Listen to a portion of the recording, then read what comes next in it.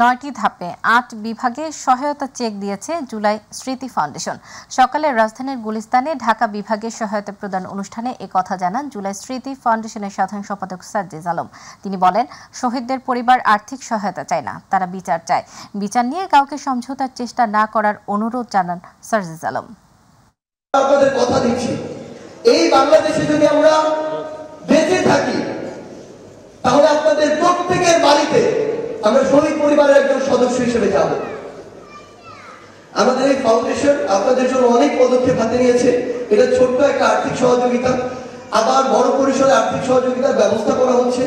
কর্মসংস্থান এবং সম্মানী ভাতার যে ব্যবস্থা করা সেটি করা হচ্ছে, এবং প্রত্যেক পরিবারকে একটি ফাস্ট ট্র্যাক সার্ভিসের আওতায় নিয়ে আসার জন্য সামগ্রিক যত কাজ সেটি করা হচ্ছে। এবং আমরা শুধু চাই আমাদের এই শহীদ ভাই বোনদের যেন জাতীয় বীর হিসেবে ঘোষণা করা হয়।